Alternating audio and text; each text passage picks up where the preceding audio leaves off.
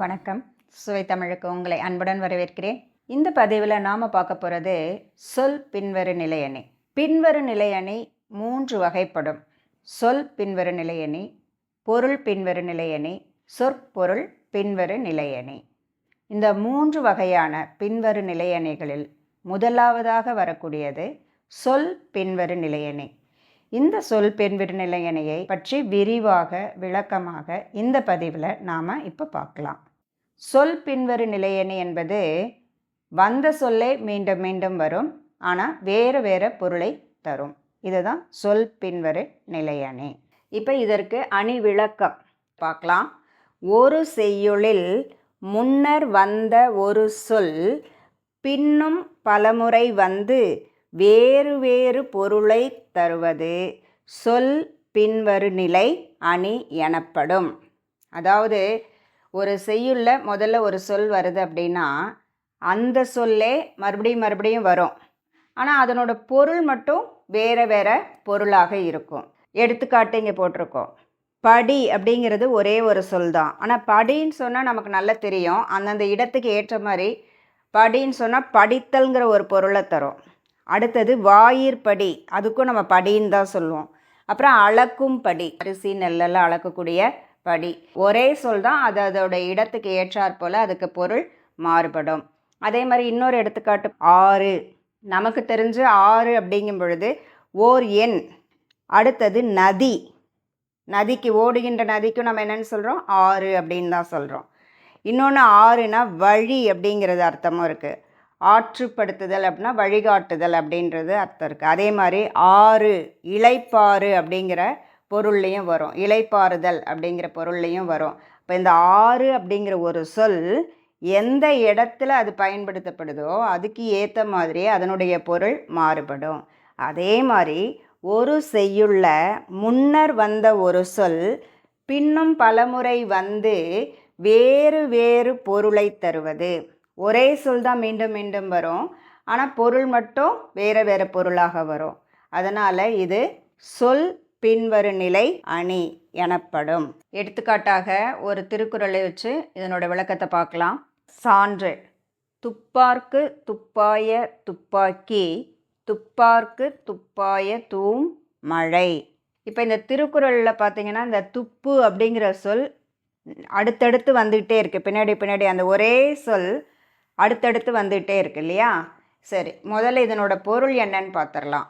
உண்பவருக்கு நல்ல உணவுப் பொருள்களை உண்டாக்கி தருவதுடன் அவற்றை உண்பவருக்கு தானும் ஓர் உணவாவது மழை. இந்த குறள் எப்படி சொல் பின்வரு நிலையணியோட பொருந்துகிறது அப்படிங்கிறத பார்க்கலாம்.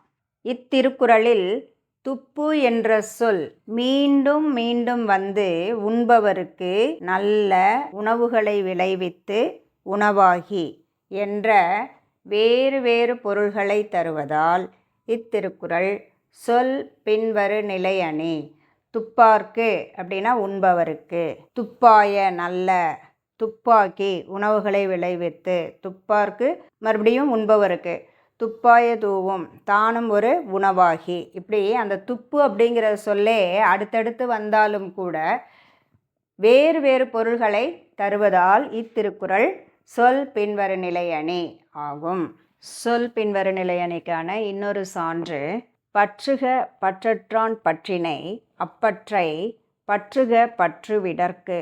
இந்த குறளினுடைய பொருள் என்னன்னு பார்க்கலாம். உலக பற்றுகளை விட்டு நீங்குவதற்காக எதிலும் பற்றில்லாத இறைவனை பற்றி நிற்க வேண்டும். இந்த திருக்குறள் எப்படி சொல் பின்வரு நிலையணிக்கு பொருந்தி வருகிறது அப்படிங்கிறத தான் இங்கே அணி பொருத்தத்தில் பட்டிருக்கும். இத்திருக்குறளில் பற்று என்ற சொல் மீண்டும் மீண்டும் வந்து பின்பற்றுதல், இறைவன், ஆசை, துறவு போன்ற வேறு வேறு பொருள்களை தருவதால் இது சொல் பின்வரு நிலை அணி. சொல் பின்வரு நிலையணிக்கு சான்றான இன்னொரு திருக்குறளை பார்க்கலாம். உள்ளம் உடைமை உடைமை பொருளுடைமை நில்லாது நீங்கிவிடும். இதனுடைய பொருள்: ஊக்கம் உடைமையே ஒருவனது நிலையான செல்வமாகும். மற்ற பொருட்செல்வங்கள் எல்லாம் நிலைத்திருக்காமல் ஒரு காலத்தில் நீங்கியும் விடும்.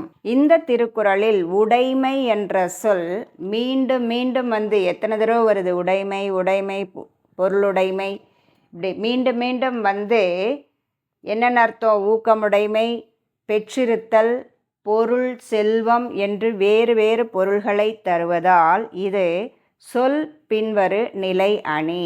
அப்போ ஒரு சொல் மீண்டும் மீண்டும் வருது, ஆனால் வேறு வேறு பொருள்களை தருது. இதுதான் சொல் பின்வரு நிலை அணி. இது ஒரு வினாவாக தேர்வுக்கு வந்துச்சு அப்படின்னா முதல்ல சொல் பின்வரு நிலைக்கான அணி விளக்கம், அடுத்து சான்று. இந்த சான்று திருக்குறளை எழுதிட்டு அந்த சான்று திருக்குறளினுடைய பொருளை எழுதணும்.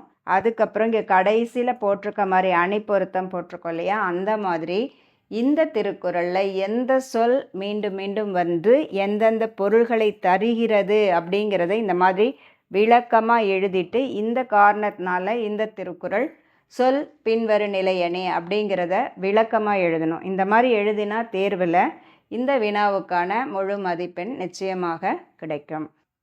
இதுவரையிலும் சொல் பின்வரு நிலையணி என்றால் என்ன என்பதற்கான விளக்கத்தை 3 சான்று திருக்குறள்களின் மூலம் நல்ல விரிவாக விளக்கமாக பார்த்தோம்.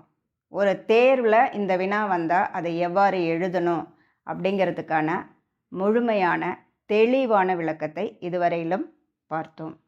இந்த பதிவு பார்க்கின்ற உங்களுக்கு மிகவும் பயனுள்ளதாக இருக்கும் என்று நம்புகிறேன். இது போன்ற பயனுள்ள மற்றொரு பதிவில் மீண்டும் சந்திப்போம். நன்றி.